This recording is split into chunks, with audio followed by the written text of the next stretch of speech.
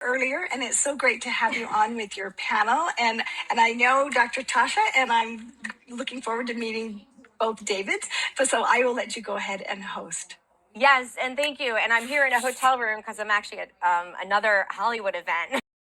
To share a little bit about leadership and all the things that you have done in your industry to help be a leader and a leader in society. So I want to definitely, I definitely want to start with Dr. Tasha Mack. I'm like blah blah blah, Mack, and Tasha is such a beautiful being, and I love that we have so many crossover. I have crossover with a lot of my clients, and I'm going to tell you a little bit of each one. But Tasha and I met, I think was it December? I believe it was last year. It was last year. Yes, and we're in a lot of the same. That's right. We're on a lot of the same circles, and we became pretty close. And Tasha was there for me when, well, my mom passed away and she was sick. And Tasha is really wonderful with grief and just an incredible being. So she was so warm-hearted, and her and Dr. David Hours are both disrupting the medical system a little bit. So they're going to talk one after the other. But with Tasha, I want her to talk a little bit about leadership and performance resilience because she's an expert at that. And if everyone else could please mute the mics, that'd be great so that we can make sure there's no feedback. So Tasha, can you please introduce yourself and let us know a little bit about the layering of individuals and organizations and this field that you have. You have a very complicated background, so I'm not going to try to explain it to anyone. I'm actually going to let you put it in your own words. But she's very statistical, so she'll tell you a little bit about the detail on that. So what does leadership mean to you, and what is it you're doing and working on right now to disrupt the system? Well, I am a disruptor, and I reset the disruption that leadership cannot fix. And the reason why leadership cannot fix it is because leadership focuses on the behavior. And then when it comes to therapy focuses on emotions. And when it comes to coaching focuses on performance. However, what we are experiencing on a global level and right here in the United States is more structural. And so this is where we see that the disruption that happens before the symptoms appear. And so my other co-panel, Dr. Orris, the disruptor, you will like this. You will like this because this is the missing layer that is missing to the human development. We've done extensive research over the past 20 years in leadership in different organizations, as well as in entrepreneur. The structural layer that is missing is the stabilization of human development so that the other modalities can be more stable and help with the optimum of performance and also transformation. So what we're seeing burnout increases, right? Where the engagement is declining, leadership strain is rising, and the gaps in mental health access continue. Yet what we also know is that the solutions are being applied at the service. And so this work is not rejecting, the apply what's already exists. It is just reordering how it is given. So before behavior, there is structure, and before performance, there is the capacity. But before transformation, there is the stabilization. So what we're missing is what people are carrying that no one sees. And what no one sees is what they're bringing into these organizations, bringing into coaching, bringing onto these platforms. So people learn how to push through. So the thing about this is, what we found is people are showing up to work or showing up in their business as one way. They come into work one way and they're going home another way. That is called split roles, and that does not stay separate. It shows up in their decisions. It shows up in their leadership. It's going to show up in their performance. So in most people, they have never been shown how to stabilize what they carry. This is something totally different, people. From the dysregulation, this is all new. So hear me out. And it's very complex. This is why this conversation, it matters, because now through identity integration science, we are beginning to address what has been missing. When loss, transition, identity strain, right? And what I call societal grief intrusion. So can I disrupt real quick? Well, you're disrupting, girl, but I also want you to definitely walk us through, how you and your team teach this leadership when you're coaching these businesses. But I want you to go ahead and disrupt. Give it to us. Okay, so when it comes to, let me give you the statistics, okay? Because the statistics is very important and why we need this stabilization now. Because the statistics shows that leadership breakdown is one of the biggest drivers. 70% of employees' engagement is tied to what? Managers. So this is not about employees failing. This is about the leadership that is not whole.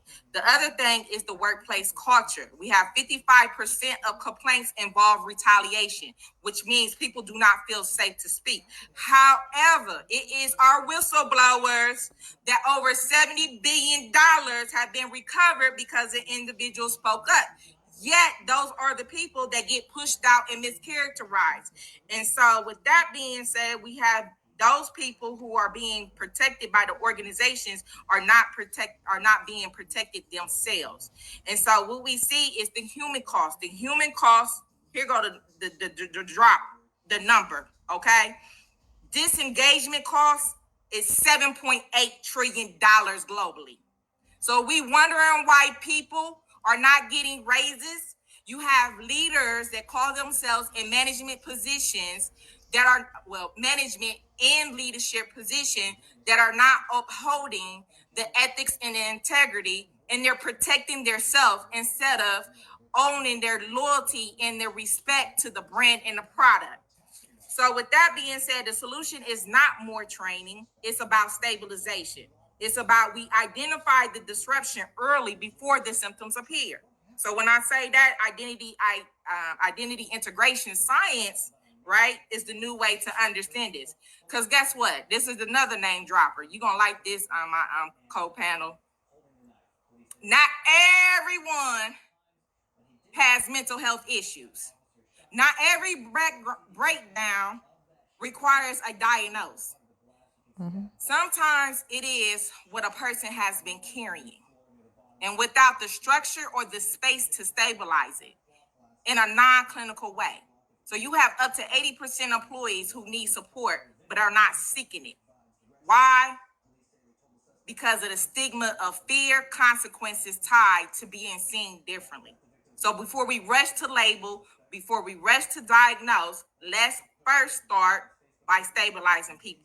And let's give them that opportunity. So how this worked, as I stated, 23 years, we've been in this. We now have the language. We now have the structure. We now have the framework. We now have the pathways to be able to address what has been there, but was never clearly understood. And that's how I co-founded the Reset Studios, is creating space where individuals can slow down, be assessed, and understand what they are carrying beneath the surface. And so that's a little bit about me. Thank you so much, Samara. I thank you for that. And I actually love that. And I love your energy. She's just yelling at everyone today. She's like, So Tosh, one of the things is the tie maybe, and I know you could go into this forever and we don't have as much time, but the tie-in of the mental health of leaders who do approach as whistleblowers and the repercussions of what happens, but also those who don't say anything and they just quit or don't show up for work. And then people don't understand why. Victoria, if you could please mute your mic.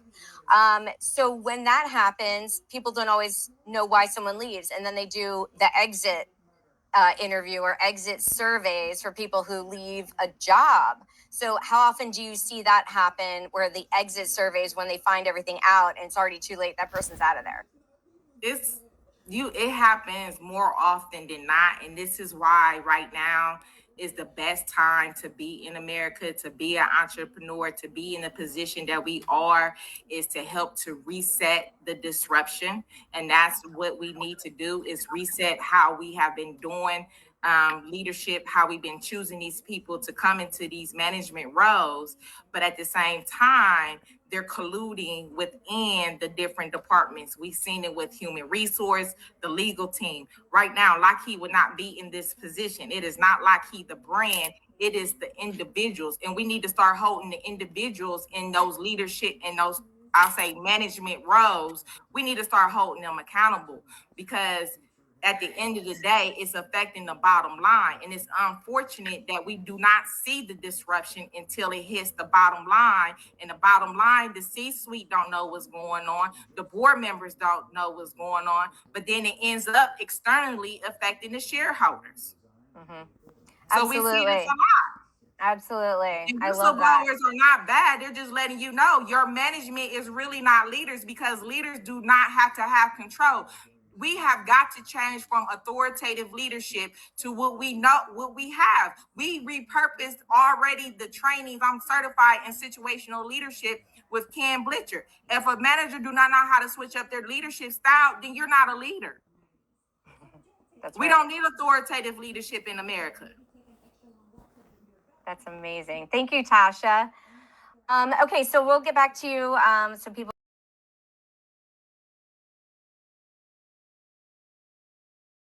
You can find me at I am Coach Tasha Mack on all my social media handles, and Coach Tasha Mack on LinkedIn. And that is I am Coach TASHA MAC. And my final words is stabilization, reset, stabilize, perform. We are no longer reacting after the burnout, the conflict, or the breakdown. We are identifying the disruption early, and we're going to address it before it actually shows up. And while we're building these spaces and these facilities, you can visit me at the I am Coach Tasha Mack or at the URL Reset, Stabilize, Perform to learn more about the work. Thank you. I appreciate you so much, Samar. Thank you. I'm actually going to just add to that too, Tash. So by the time you get to the burnout, it's too late, right? So that's why I love what you're doing. Well, this is the thing. I had the near-death experience. And this work comes from the experience of being in the valley for 5 years. And I went through this to show you so you don't have to go through. And so all these different pathways with all these frameworks were set up intentionally through live clinical integration, also with other people as well. So the precision of knowing where a person is, like we know it to a T, and you don't have to feel afraid. I like what David was saying, as well as we got two King Davids. I'm just gonna call y'all King Davids, okay? You gotta actually cut out the noise. The noise is the one, and then the two is the authenticity. And the one thing that I had wrote was the mirror reflections. Is the reflection is what removes the pressure. And then when identity is reflected, it does not have to be constructed. It does not have to be defended, and it does not have to be proven. It is received. So you start where you are with who you are. And that's where we get leaders, because understanding leadership, there's only one I, and assist, there's one I. Together, we assist each other and we create the teams that we need. Beautiful, beautiful. And in addition to that, she's amazing with grief, with help with grief. So she's wonderful for that. She was really, really wonderful friend for me. I tell people, and you know what, I'm going to tell you, so you know why the stabilization came up was when I was creating the emotional and the transformational leadership, we could not bypass the system. And what it was grief. So David, you hit it on the nose. It's the sadness. Grief brings sadness. However, what we also learned was that the way we have understood grief is not for the living. Grief came about from Dr. Elizabeth Kubler-Ross, who was, she in my living room is where she was. He was observing terminally ill, and people used her 5 stages of grief for the living, but it was never prescriptive. And so through this work, we understand that grief is structural, and that it's a containment for all the things that have been unresolved in our lives. So I like when David Fischette said, the authenticity of who you are, and I'm saying start where you are. It's a beautiful process, I'll tell you that. At first, I didn't like it. I wanted to tap out because grief. But when I kept sticking to it and I owned it for what it was. I said I did this so another person would not have to go through what I went through. That's right. So- You don't understand why it happens until it does. Okay, beautiful. Thank you. And my mom planned conferences for International Association of Near-Death Studies, and Elizabeth Kubler-Ross was on her stages and in my living room. So I grew up with that, and Tasha and I have so much in common. Thanks for sharing. I know how to got my buds in. I'm good to go. Yay! I just want to say thanks to Samara. That was such a beautiful, wonderful panel, and I love her. I love the people that she brings to the table, not only for us, but also for the audience that is watching. So very, very much grateful for everybody that has been participating in Leadership Week so far. And we have an amazing panel that's coming up next. But first, before we do that, Karen, I'd love to hear what your thoughts are about today and what you thought about, like maybe who your favorite panel was, or best part of the last panel was, I should say. Well, I think that a lot of people, have questions about what is my brand and how do I present myself. And when Dr. Tasha Mack was talking about, leadership in companies and about how when whistleblowers come forward that they often experience a lot of retaliation. I have seen that in the corporate world, and yet they're motivated because they see something and they care, and that's why they bring it to light. And most whistleblowers know that when they do bring it to light that they are going to experience some suffering on their part, but because of the others who are suffering, if they don't bring it to light, they have that motivation to do so. I appreciated her bringing that up, because a lot of people don't realize how much the whistleblower actually has at stake when they do come forward.